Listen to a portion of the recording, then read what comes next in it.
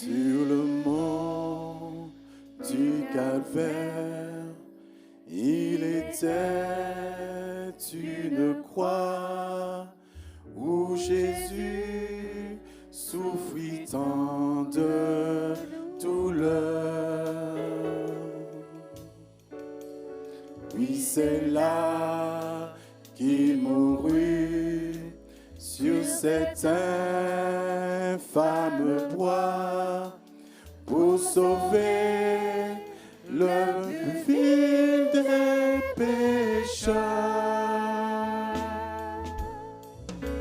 Cette croix me sera toujours chère.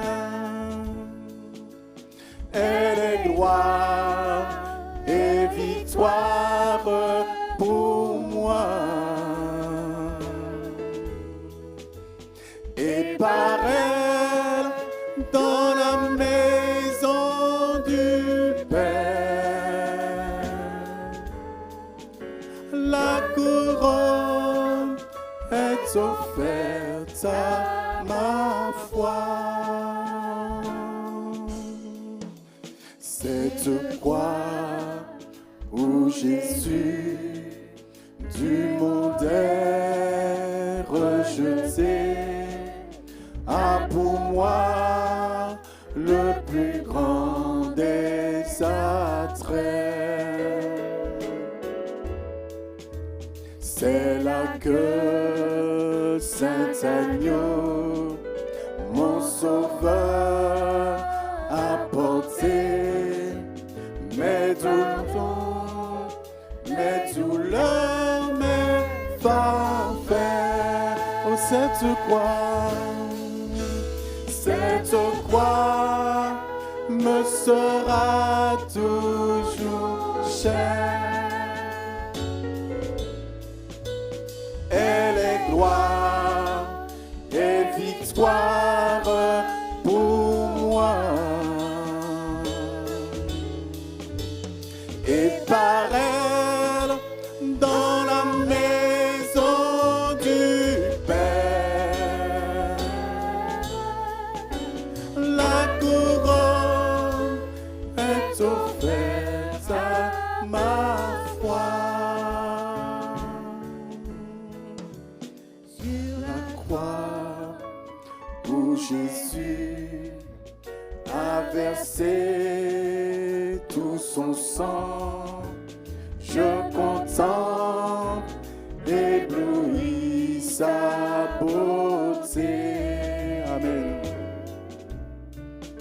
Sur la mort et l'enfer, son combat triomphant fait de moi son heureux racheté. Oh, cette croix.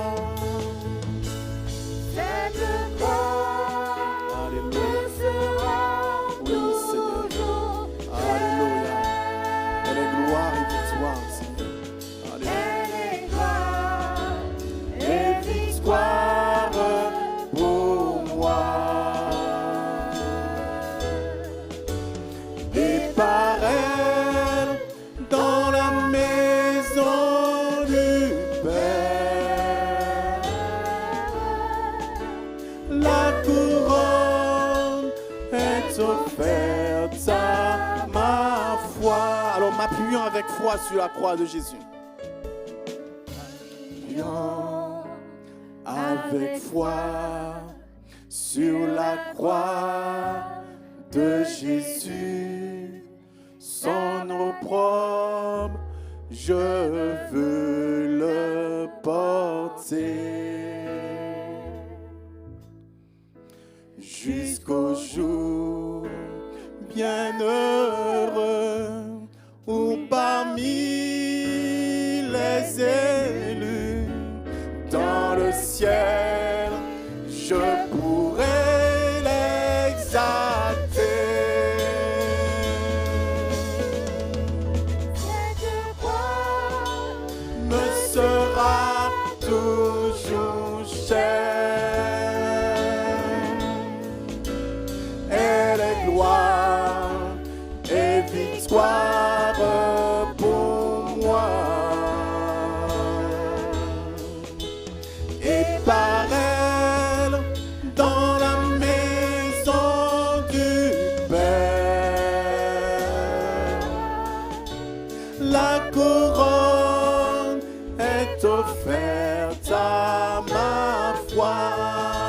par elle, dans la maison du Père. Couronne est offerte à ma foi.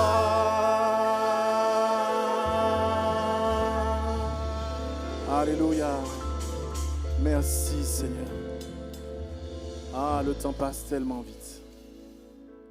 Frères et sœurs, le temps passe tellement vite. Nous devons chanter toute la gloire de Dieu.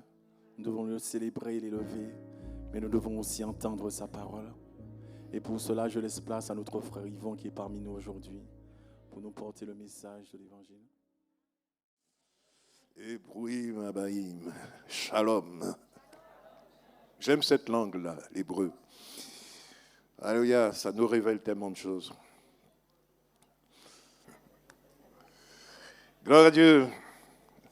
Nous allons nous pencher sur cette parole de notre Seigneur.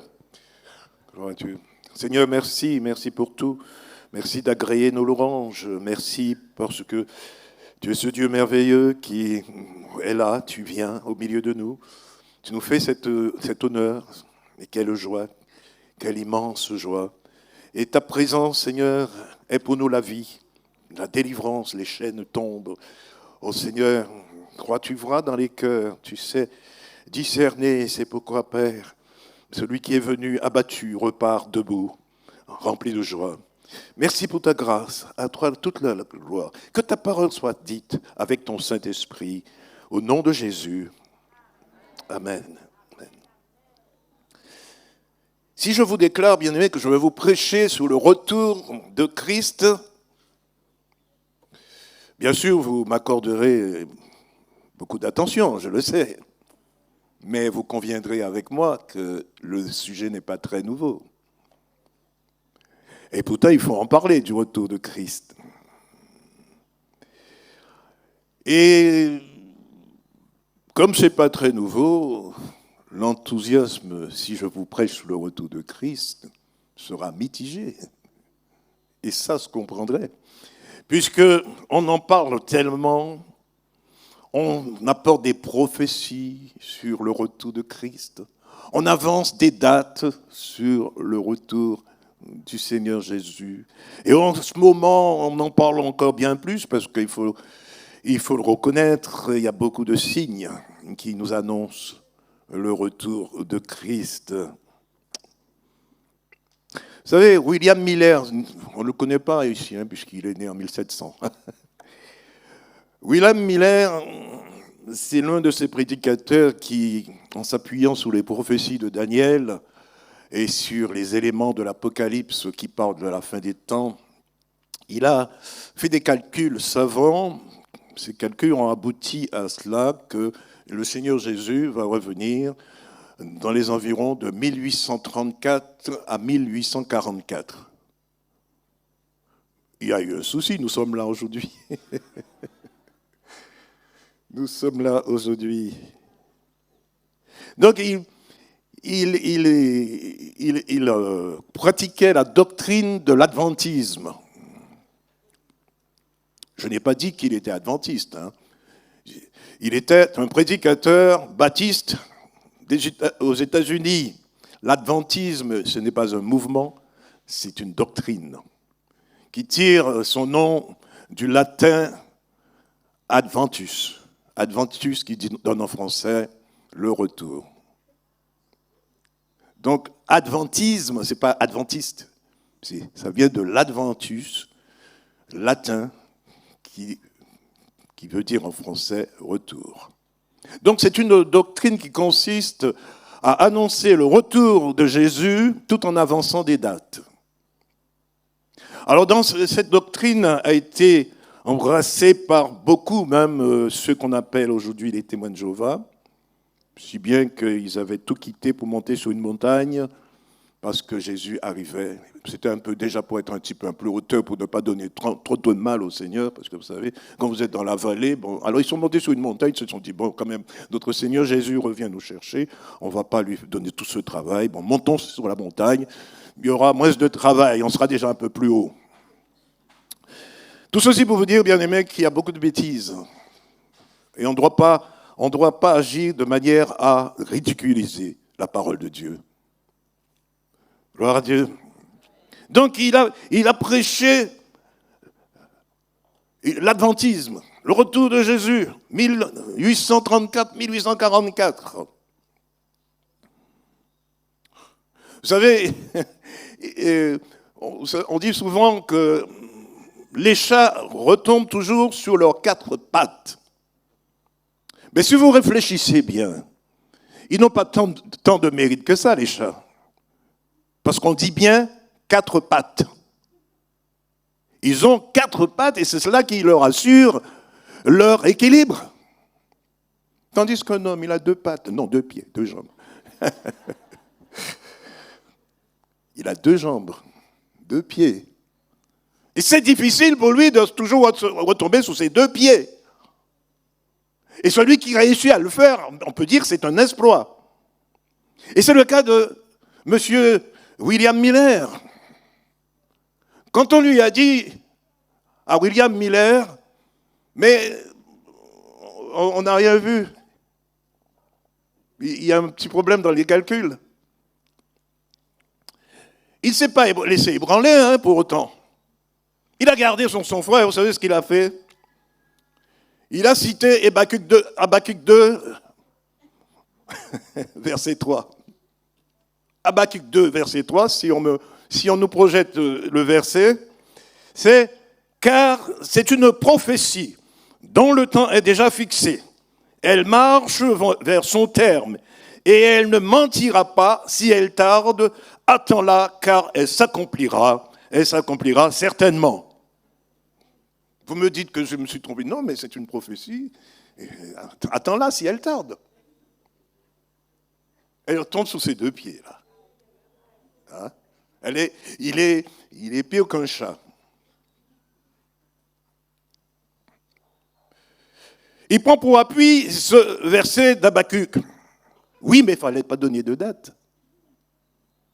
Il ne fallait pas donner de date, puisque dans ce que nous lisons, il n'y a pas de date. On est d'accord. Nous le relisons, il dit, car c'est une prophétie dont le temps est déjà fixé. Le temps est fixé. Il n'y a pas de retard, mais il n'y aura pas non plus d'avance, parce que Dieu a fixé un temps et il respectera ce temps. Il observera ce temps. D'ailleurs, c'est ce que le Seigneur Jésus dit à ses disciples lorsque les disciples lui ont posé la question « Seigneur Jésus, est-ce en ce temps que tu rétabliras le royaume d'Israël ?» Actes chapitre 1, verset 6. Qu'est-ce que le Seigneur leur a répondu? Cette question est liée, bien sûr, aux événements de la fin des temps. Et le Seigneur, qu'est-ce qu'il a répondu au Acte 1, 7? Il leur répondit « Ce n'est pas à vous de connaître les temps ou les moments que le Père a fixé de sa propre autorité. Ce n'est pas à nous de connaître le temps ou le moment que l'Éternel a. Vous pouvez le dire ensemble? Ce n'est pas à nous de connaître le temps que l'Éternel a fixé. Eh bien, on attend toujours pour M. Miller. 1834, 1844, nous sommes en 2022, c'est ça? 2022. Je fais un petit calcul, peut-être que je me suis trompé, vous allez me rectifier. Entre 1844 et à aujourd'hui, il y a environ 184 ans. Est-ce que c'est ça? Non? Un petit peu. Presque 2 fois plus que le temps que ça a pris à Noé pour construire son arche. Ça a pris environ 1 siècle à Noé pour construire son arche. Et là, il y a 2 siècles qu'on attend. Là, c'est plus difficile, l'arche. C'est plus ardu. Et nous en sommes encore là. Mes bien-aimés, restons tranquilles. Dieu a fixé un temps.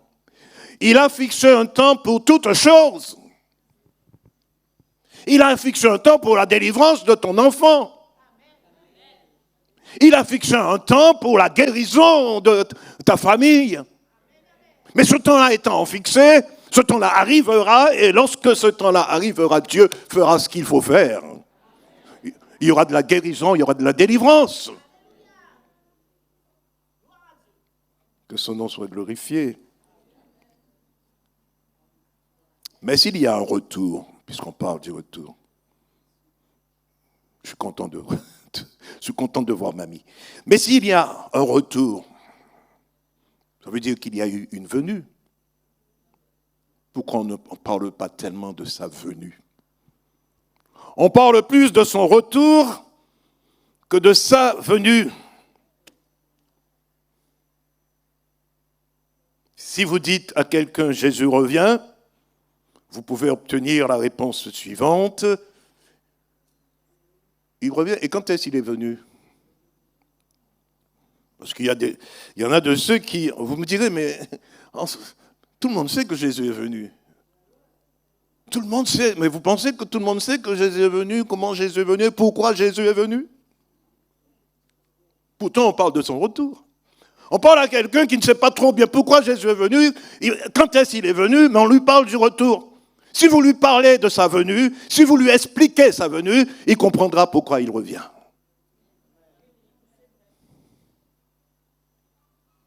Mettons les choses dans l'ordre, ne mettons pas la charrue avant les bœufs. Si on rencontre quelqu'un qui ne connaît pas trop l'évangile et qu'on commence à lui parler du retour de Jésus, il va réfléchir, tiens, il va revenir, mais tiens, il est venu. S'il revient, c'est qu'il est venu. Et pourquoi il est venu? Et ça, il doit comprendre cela. Et c'est en comprenant cela que, n'est-ce pas, il pourra se préparer pour son retour. Pourquoi il revient?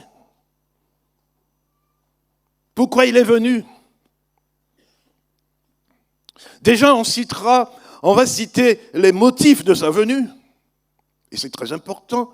Il est venu apporter le pardon. Le pardon par le Fils. Paul dit dans Acte 13, verset 38, « Sachez-le donc, mes frères, c'est grâce à lui que nous pouvons vous annoncer le pardon. » Et si nous pouvons vous annoncer le pardon, c'est parce que le pardon est venu. Si le pardon n'était jamais venu, on n'aurait pas pu vous l'annoncer. C'est parce que quelqu'un qui représente le pardon est venu. Par lui, celui-là, nous pouvons aujourd'hui vous annoncer le pardon. Donc il dit, c'est grâce à lui que nous pouvons vous annoncer le pardon de vos péchés. Par la loi de Moïse, vous n'avez jamais pu être acquittés. Par la loi de Moïse, vous n'avez jamais pu être acquittés. J'aurais pu dire aujourd'hui à certains de mes amis, nous avons parlé d'adventisme tout à l'heure.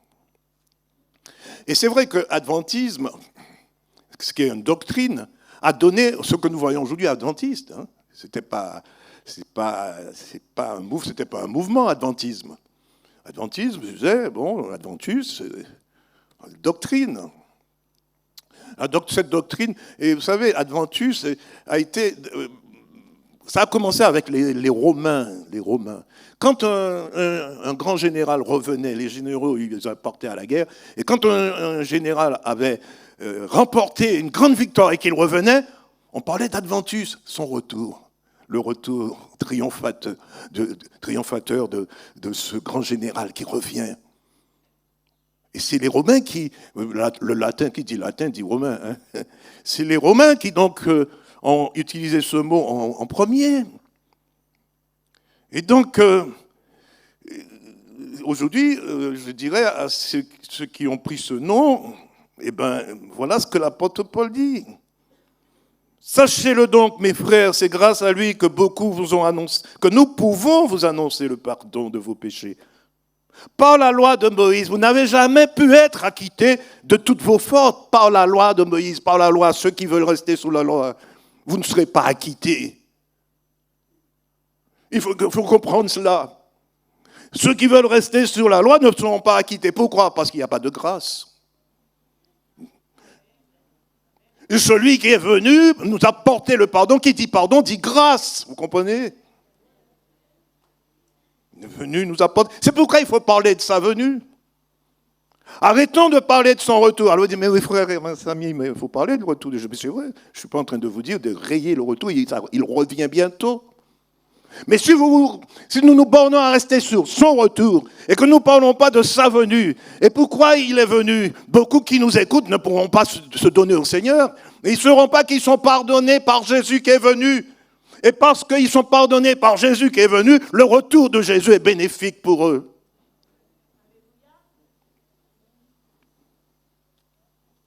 C'est pourquoi l'apôtre il le dit.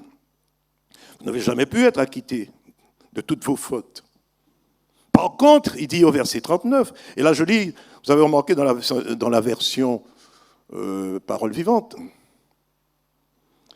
Par contre, tous ceux qui croient en Jésus sont acquittés et considérés comme des justes aux yeux de Dieu. Il revient, Jésus. Alors je parle du retour de Jésus pour chercher ceux qui ont été acquittés, justifiés. Ça, nous le savons, nous le connaissons. Mais celui que tu rencontres qui ne connaît pas Dieu, est-ce qu'il le sait? Parlons-lui de sa venue, parlons-lui de sa grâce qu'il a apportée, parlons-lui du pardon qu'il a apporté. Mais si nous ne pardonnons pas nous-mêmes, est-ce que nous pouvons parler de pardon?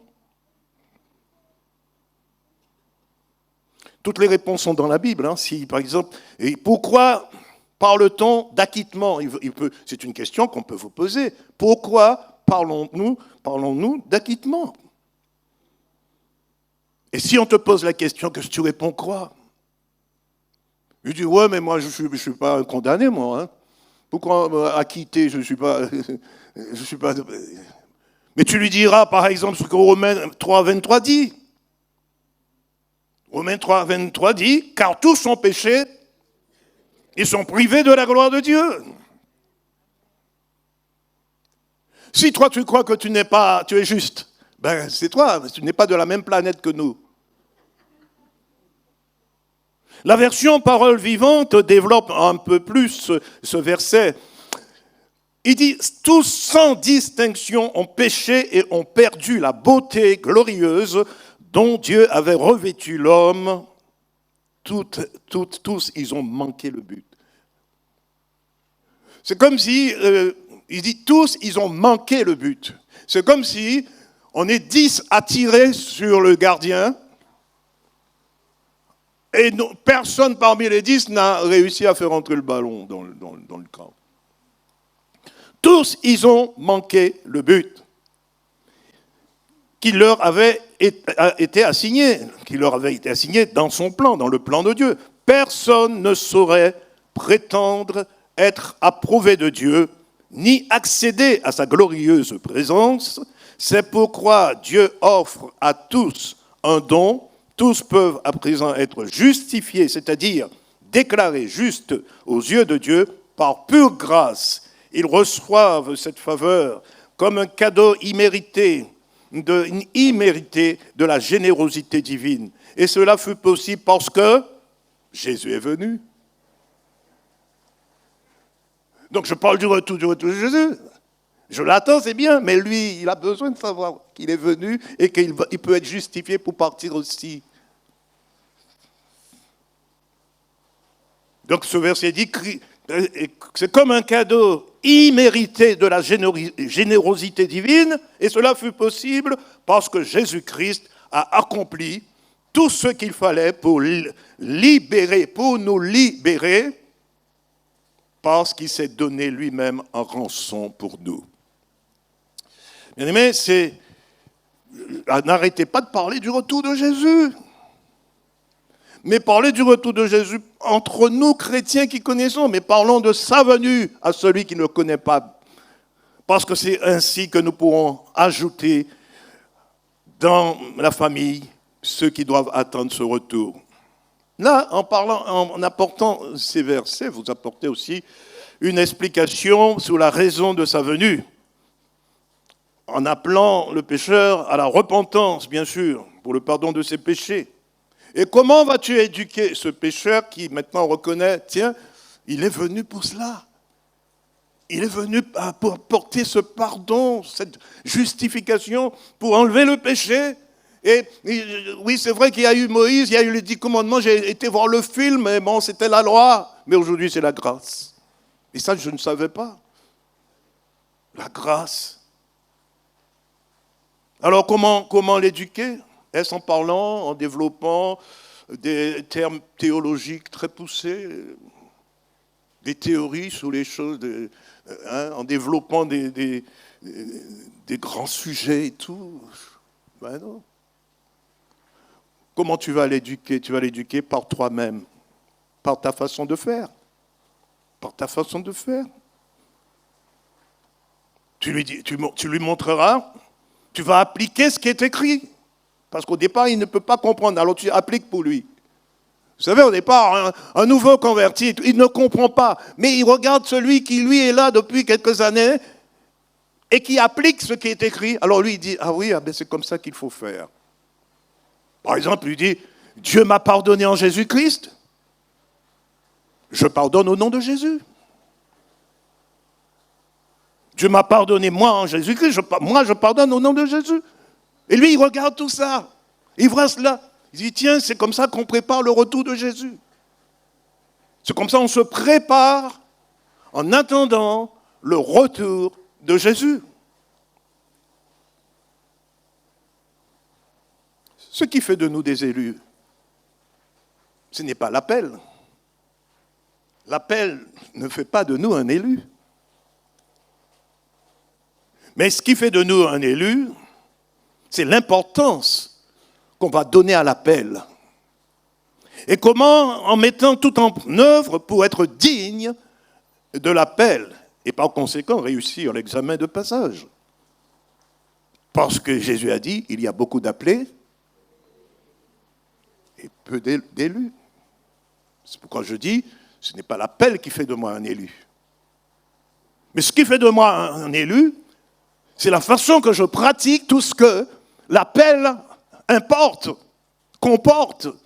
Parce que Dieu ne t'appelle pas pour te laisser là, il t'appelle et il te dit, et il te montre. Il te montre par qui? Il te montre par celui qui est son enfant déjà, comment te comporter. Et ainsi, en respectant les données, les règles laissées par l'Éternel, à ce moment-là, on devient un élu. La version parole vivante parle d'admission. Matthieu 22, 14, car beaucoup sont invités, mais ceux qui sont admis sont peu nombreux. Voilà ce qui est dit, admis à l'examen. Ceux qui sont admis à l'examen sont peu nombreux. C'est vrai, quand il y a examen, vous voyez des enfants, et ils se préparent. Le jour de l'examen, tout le monde, on va disserter, on va composer, et voilà. Mais après, quand on donne les résultats, il y en a beaucoup de déçus. Ils disent, non, voilà, oh là là, j'ai pas eu, voilà, il va falloir me rattraper. Mais vous savez, dans ce que nous sommes en train de vivre, il n'y a pas de rattrapage. Et c'est cela qui est terrible. Nous devons réussir le premier passage. Avant de parler du retour, faisons en sorte de réussir, bien-aimés. Je le dis pour moi, je le dis pour nous tous. Nous sommes tous maintenant en train de travailler pour que ce retour nous soit favorable.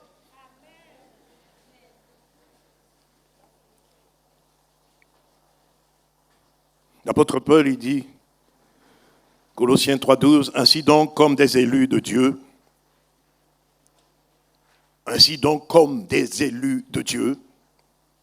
il aurait pu dire, comportez-vous comme on doit se comporter quand on est élu. L'apôtre Paul dit, je le lis dans la version parole vivante, ne savez-vous pas que dans les courses du stade, tous les concurrents s'efforcent de gagner, et cependant un seul remporte le prix. Vous donc, courez comme lui afin de vous assurer la victoire. Et là, une petite phrase, courez comme lui, comme qui? Mais oui, c'est vrai. La personne qui a dit Jésus tout doucement, tout timidement, là, c'est... faut dire ça avec force, comme Jésus. Je veux courir comme Jésus. Jésus est venu et il s'est mis à courir devant nous.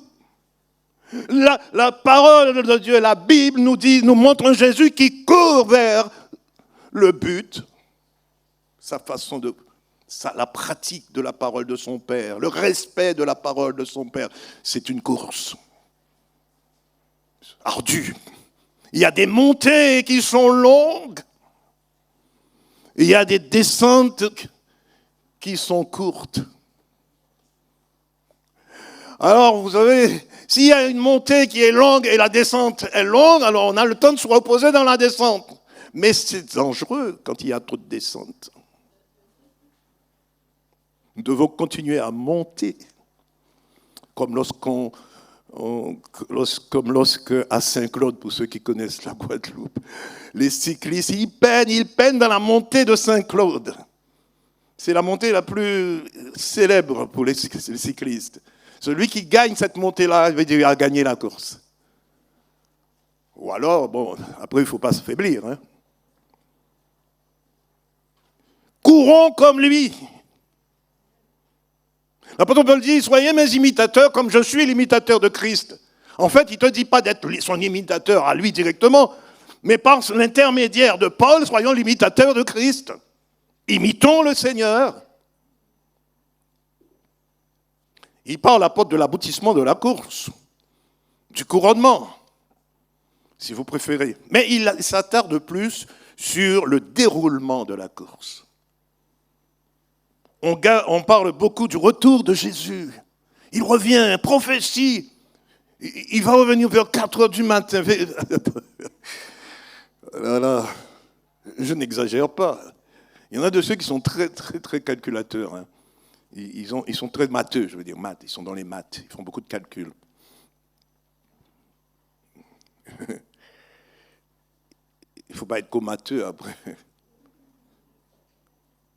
Donc voilà, on prophétise, on donne des dates.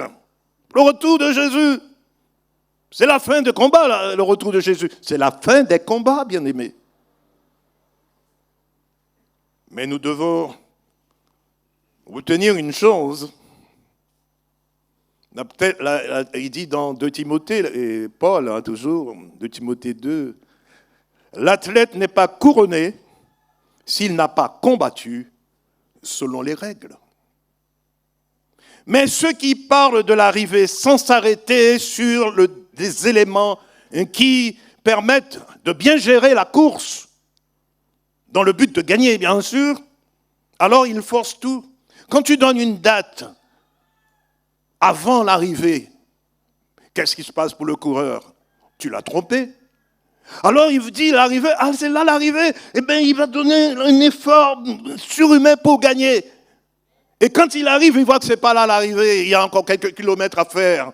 Qu'est-ce qui se passe? Alors tout l'effort qu'il a donné pour cette arrivée-là, il n'a plus de force pour continuer. C'est pourquoi beaucoup sont découragés. Aujourd'hui, prions pour les décourager, ceux qui ne sont plus dans la course. Parce qu'on les a trompés. On les a trompés quelque part. L'ennemi, il est fort pour cela. Il peut te tromper. En te disant, l'arrivée, c'est là-bas.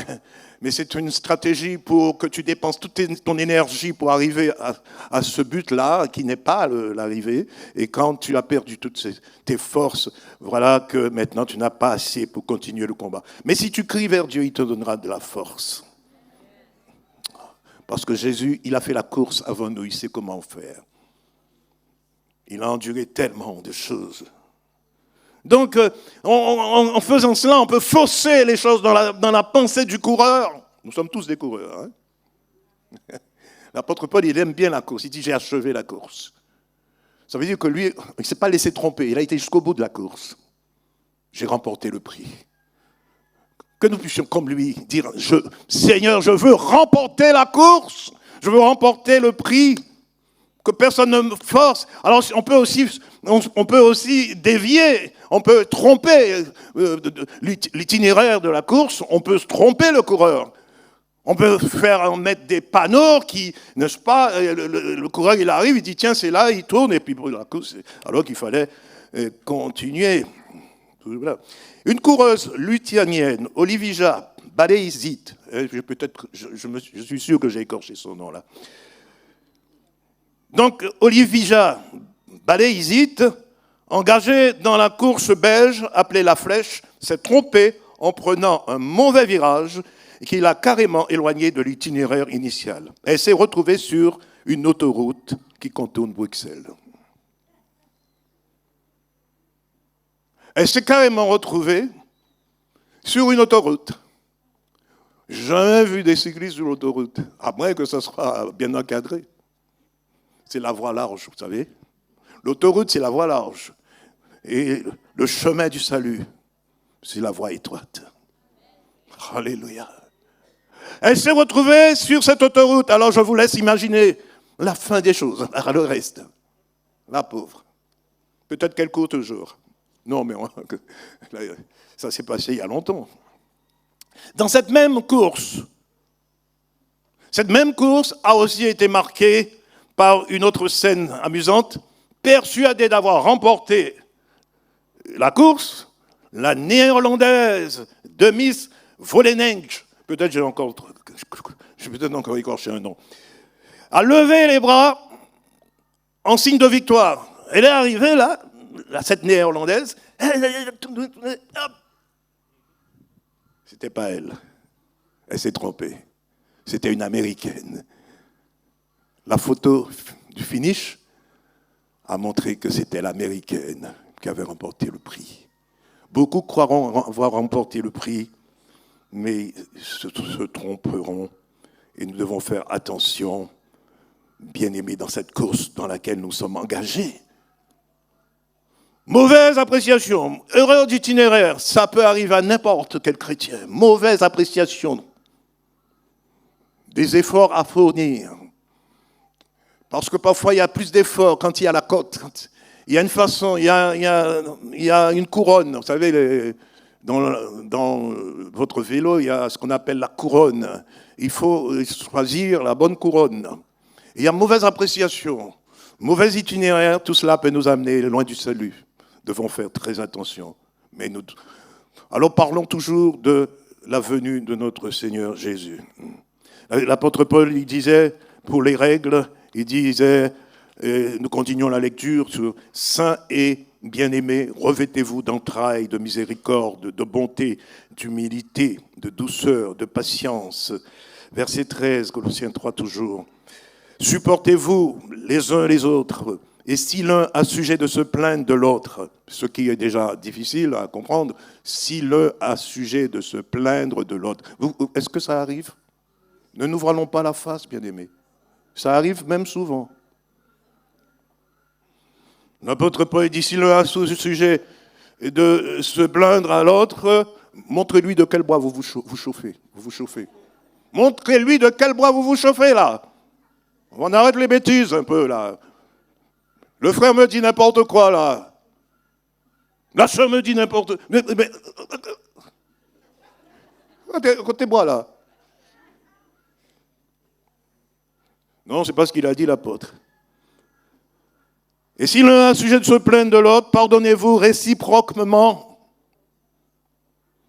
De même que Christ vous a pardonné. De même que Christ est venu pour pardonner. Voilà pourquoi il est venu. Et parce qu'il est venu pour ça, toi, tu le pratiques. Tu le pratiques. Tu pratiques ce que Jésus est venu t'apporter. Pardonnez-vous aussi. De même que Christ vous a pardonné, pardonnez aussi. 14, verset 14. Mais par-dessus toutes ces choses, revêtez-vous de la charité qui est le lien de la perfection. Revêtez-vous de la charité, l'amour qui est le lien de la perfection. On ne s'attarde pas trop sur ces données-là. Hein. C'est embêtant ces données, pas vrai? C'est trop embêtant ça. Jésus revient, alléluia. Là, c'est bon. Mais ça, réciproquement, pardonnez-vous là, mais avec ces gens-là, c'est difficile et tout. Non. Mais tu attends Jésus.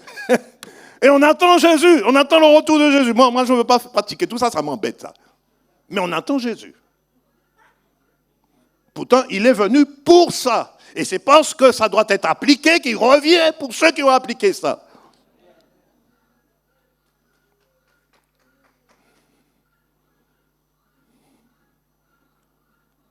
L'apôtre Paul dit de Corinthiens 5, 18, tout cela, du début à la fin, est l'œuvre de Dieu. Il nous a réconciliés avec lui-même par le Christ et il nous a confié le ministère de la réconciliation. Il nous a confié. Il n'a pas dit, bon, je donne à quelques-uns, au pasteur, parce que comme le pasteur est déjà dans le ministère, comme c'est lui qui a les ministères, le pasteur, bon, l'ancien pas trop, hein. Alors, je lui confie. Non, l'apôtre, il s'adresse à l'Église. Il s'adresse à l'Église entière, bien-aimé. Chaque membre est pris en compte. Et nous, quand nous venons pour la bénédiction, chacun de nous prenons notre part de bénédiction. Mais lorsqu'il y a un problème difficile, on ne va pas appeler ça. Hein. On fait un tri, là. Mais tu es venu pour tout prendre. Parce que si tu prends tout, tu pourras après gérer mieux, être fort dans l'épreuve. Et puis tu pourras dire, Jésus revient. Alléluia. Alléluia, tu es à l'aise pour dire Jésus. On est plus à l'aise pour dire Jésus revient, mais quand on réfléchit bien, si on reprend tout, reprenons tout à zéro, faisons un reset là. Et reprenons tout. Tu te rends compte que tu ne vas plus dire Jésus revient. Jésus revient. Et moi je dis pour moi, je dis, il y a ça, il y a ça, il y a ça. Il dit, oh, Jésus revient. C'est plus Jésus revient, alléluia. Mais on se rend compte qu'il y a tellement de choses qui fait que s'il revient là, il y a un problème, j'ai un gros problème. Alors à ce moment, on dit plus Jésus revient comme ça, on dit Jésus revient. C'est comme si on dit, mais ne reviens pas tout de suite là.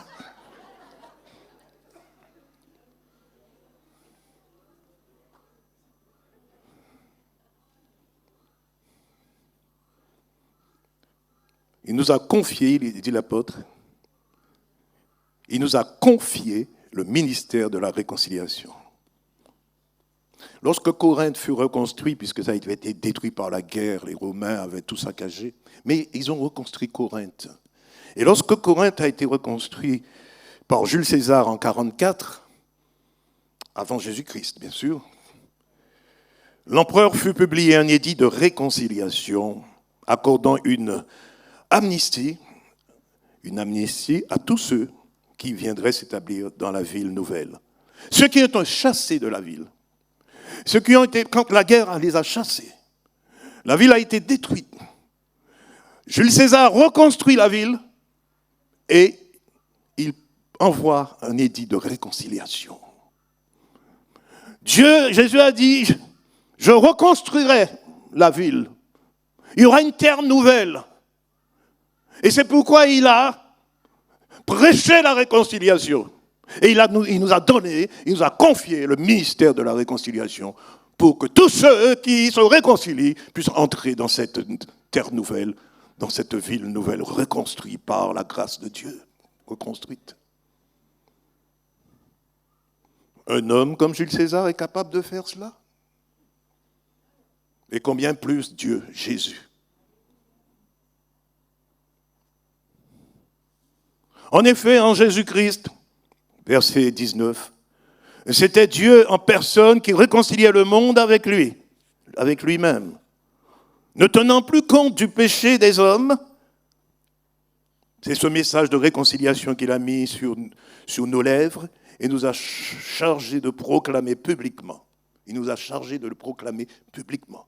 Ce n'est pas seulement l'appliquer, mais nous devons le proclamer. Ce sont là des consignes données. En les appliquant, nous justifions la venue de Christ et nous assurons son retour. En appliquant toutes ces données, en exerçant le ministère de la réconciliation, nous assurons, plutôt nous justifions la venue de Christ et nous assurons son retour. L'apôtre Paul dit attendez et hâtez le retour de Christ. Ça veut dire que tu attends le retour de Christ. Mais tu es en train de le hâter. Tu n'es pas comme je disais, Seigneur, viens plus tard quand même, hein, parce que là, j'ai un problème là, il faut régler tout ça. Non, non. Pourquoi tu vas hâter le retour de Christ? Parce que tu vas tout mettre en ordre. Tu as tout mis en ordre. Ma soeur, j'avais un problème contre elle. Je suis venu te demander pardon. Mon frère, réconcilions-nous. Jésus revient. Mais après avoir fait tout ça, nous pouvons dire, oh viens Seigneur Jésus. Viens chercher cette église qui pratique ce que tu as dit, qui a tout fait.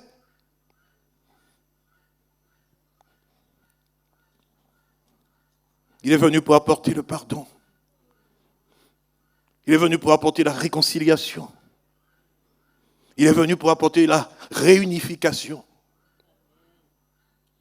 Le prophète Malachie a annoncé, et Luc, le médecin, l'a répété dans Luc 1,17, il marchera en précurseur sous le regard de Dieu, dans le même esprit et avec la même puissance que le prophète Élie, pour réconcilier les parents avec leurs parents, pour amener ceux qui sont désobéissants à penser comme des hommes justes et pour former ainsi un peuple bien disposé, prêt à accueillir le Seigneur.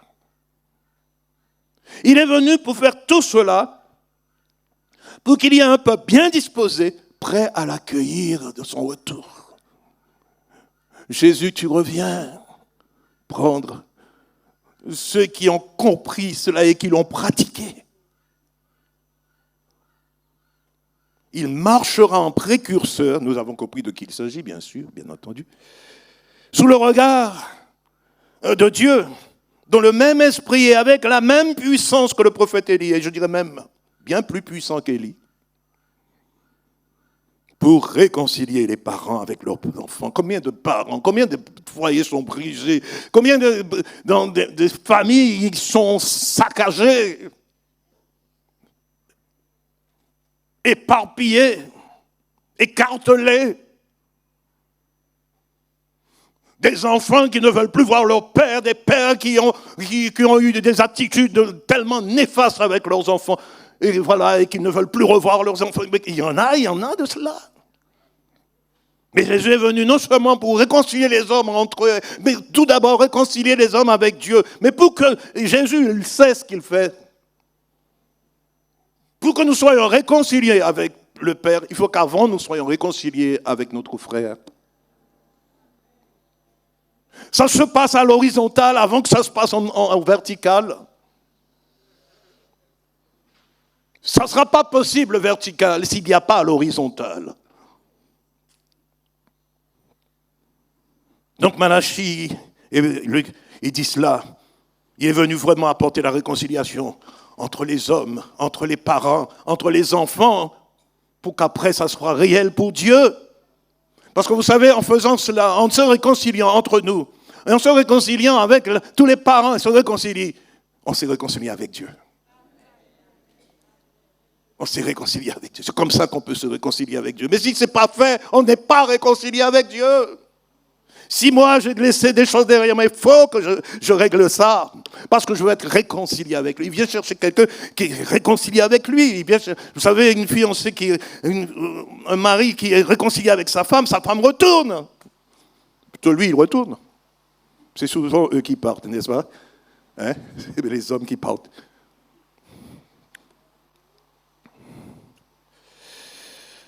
Ah Jésus, bien-aimé. Je disais, il y a beaucoup de messages sur le retour de Christ. Et pourquoi il est venu? Il faut vraiment que nous puissions comprendre pourquoi il est venu. Et il dit ici, il est venu aussi pour briser le divorce. Il est venu apporter le pardon. Est-ce que le pardon est pratiqué à sa juste mesure? Il est venu apporter la réconciliation. Est-ce que la réconciliation est pratiquée à sa juste mesure? Sachant que Il nous a laissé le ministère de la réconciliation et que nous devons perpétuer cette force de la réconciliation. Il est venu apporter la réunification. Et est-ce que l'unité est rétablie partout où il faut qu'elle le soit? Il est venu apporter cette réunification, mais dans les foyers, dans les divorces, il est venu arrêter ça. Il est venu arrêter le divorce. Et est-ce qu'il n'y a plus de divorce? Les divorces se multiplient dans l'Église du Seigneur. Jésus est venu pour arrêter le divorce de l'homme et que la terre se réconcilie avec le Père. Donc pour briser ce divorce-là. Mais le divorce pratique dans les foyers. Il y a des gens qui connaissent la parole de Dieu et qui savent dans la parole de Dieu. Dieu dit qu'il est le divorce. Il est venu apporter la réunification. En un mot, il est venu briser toute forme de divorce. Un divorce, c'est quand on se sépare. Un divorce, c'est quand on est séparé. Un divorce, c'est quand on est en litige. Un divorce, c'est quand on est en conflit. Des hommes qui se séparent de leur femme, des femmes qui se séparent de leur mari avec un conflit, avec une haine. Et alors qu'au départ, c'était le grand amour. C'était chérie, je vais décrocher la lune pour toi, t'en fais pas. Mais loin d'avoir décroché la lune, puis qui est la lumière, on a amené le ténèbre. Oh Dieu, pardonne-nous. Pardonne-nous, Seigneur. Oui, parler du retour, c'est bon. Il faut en parler. Et lorsqu'il revient, mais il n'est pas loin. Mais nous devons nous rattraper sur sa venue et faire en sorte qu'il est venu parce qu'il revient parce qu'il est venu. Et pourquoi il est venu? Il est venu parce que nous devons nous réconcilier, parce que nous devons abandonner certaines choses qui nous retiendront sur la terre si nous n'abandonnons pas ces choses-là. Ça veut dire que nous serons alourdis par ces choses, nous ne pourrons pas monter.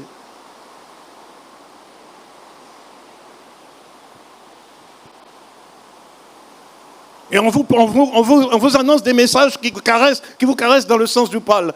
Mais ça n'amène pas à réagir positivement tout cela. Nous devons réagir. Jésus revient, oui, mais nous devons réagir, bien-aimés. Il est temps pour nous. Nous sommes rentrés dans une phase où nous devons réagir. Nous devons cesser.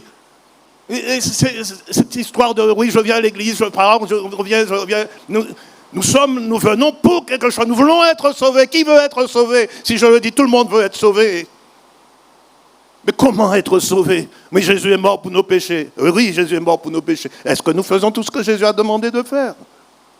Il a fait sa part. Faisons notre part, bien-aimés. Et je le dis pour moi. Faisons notre part. Il revient. Et même si tu as divorcé avec un homme, va lui demander pardon. Vous n'êtes plus ensemble, mais allez lui demander pardon. Jésus revient, oui. Tu as laissé ta femme, tu l'as laissé avec peut-être de la violence. Va lui demander pardon, même si elle vit avec une autre personne. Réglez ça. Tes enfants ont souffert. Tes enfants ont souffert de tout cela. Ou bien alors tu as eu une attitude qu'il ne fallait pas avec ton enfant. Demande pardon à ton enfant. Réunissez-vous et priez ensemble devant l'Éternel. Pardonnez-vous.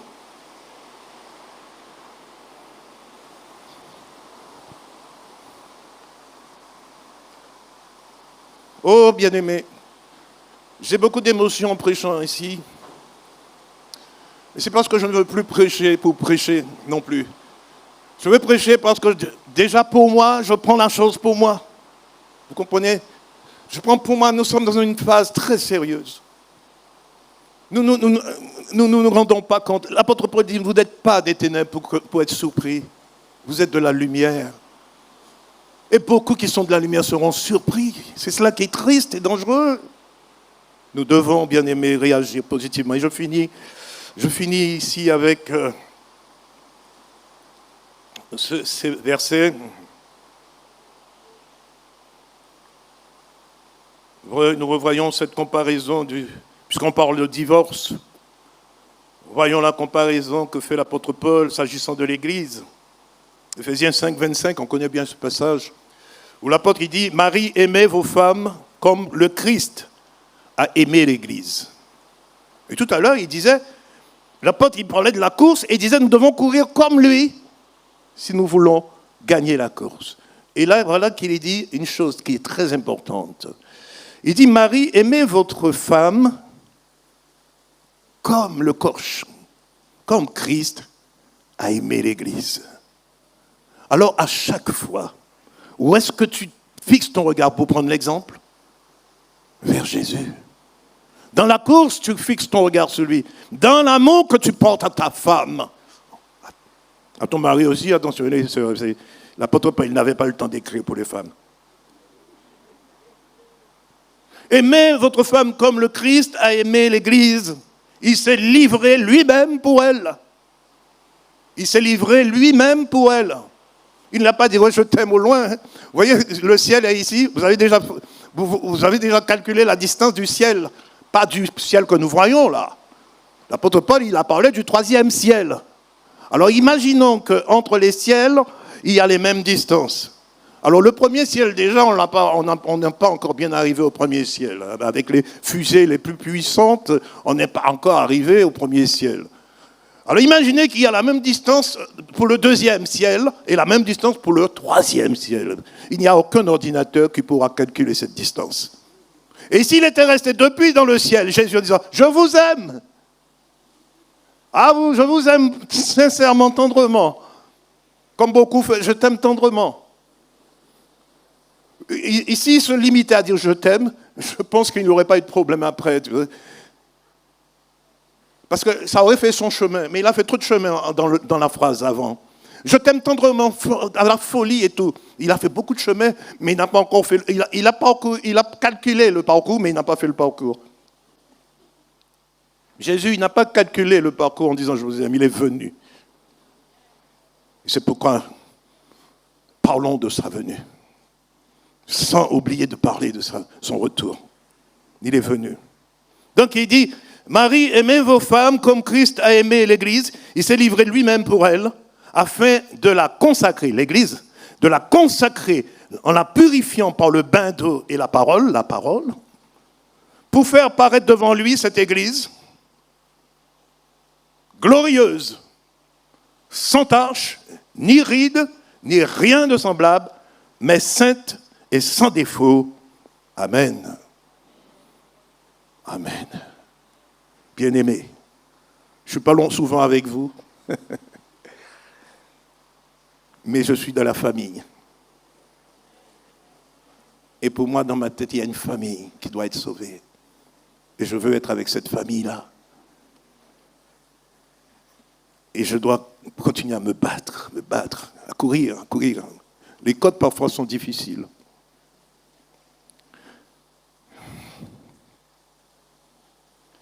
Les forces parfois me manquent.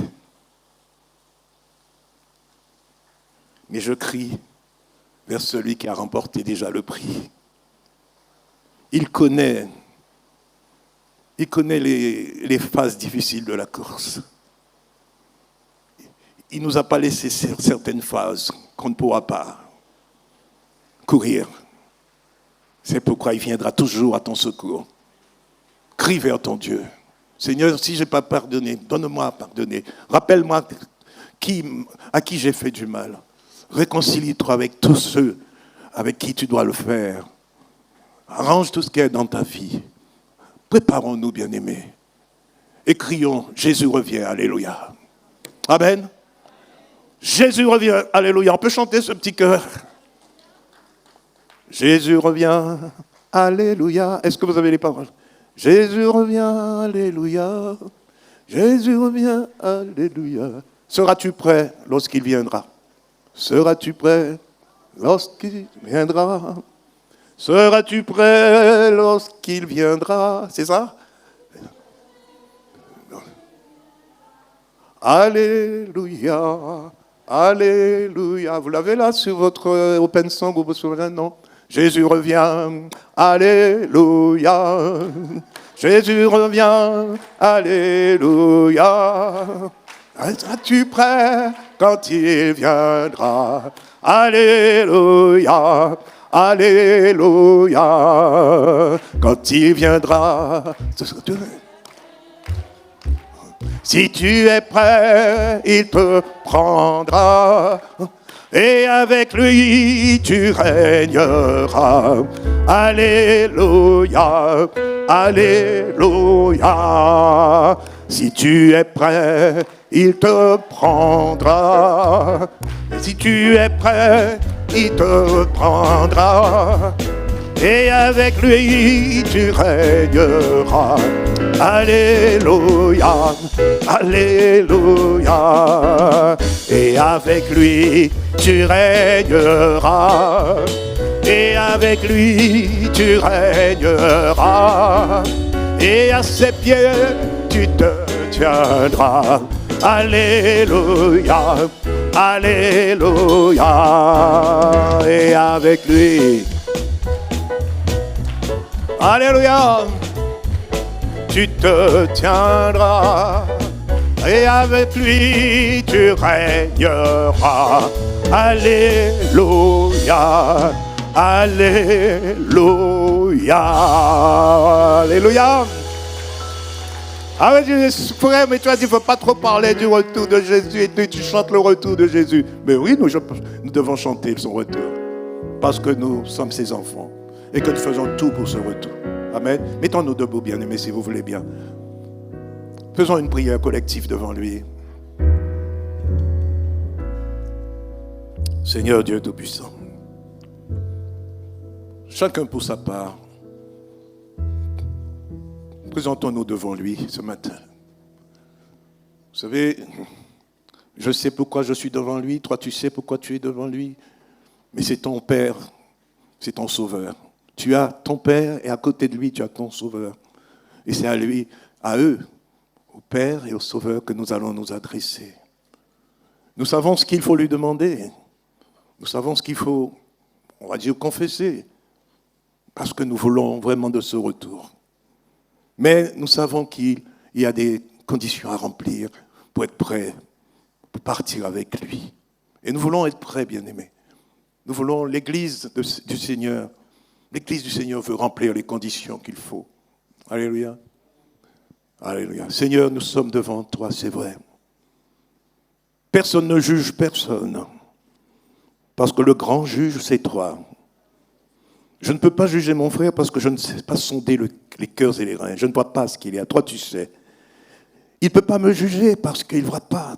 Tu vois ce qu'il y a pour moi. Alors c'est parce que je dois, Seigneur, je veux partir avec toi, que je te dis dans mon cœur maintenant, Père, là où ce que je ne l'ai pas fait et que j'aurais dû faire, je te demande pardon. Là où je n'ai pas pardonné, là où je n'ai pas pratiqué la réconciliation, je te demande pardon, Père. Je veux, Père éternel, que tu te plaies à nous regarder, à regarder ton Église. Je veux hâter ton retour. Comme dit l'apôtre, attendez et hâtez. Hâter veut dire faire vite, d'être prêt. Parce que ta patience, ton retour, cette patience que tu exerces, comme il est dit pour Noé, tu exerçais une patience, cherchant, tu regardais combien ce serait repenti. Alors tu as patienté. Ça a duré un siècle comme cela. Noé a prêché. Père, aujourd'hui, ça a duré plus longtemps. Donc ta patience est plus grande. Ton amour est plus grand parce que Jésus est venu. Et parce que Jésus est venu, Père, nous sommes devant toi. Tous ceux qui sont là, c'est parce que Jésus est venu que nous sommes là. Alléluia. C'est parce que Jésus est venu que nous sommes debout devant toi. Ta patience envers nous, Père, pardon. Ensemble, je peux avec mes frères et sœurs te demander pardon. Pardon d'avoir négligé certains éléments de ton enseignement, ô Dieu Tout-Puissant. Et les plus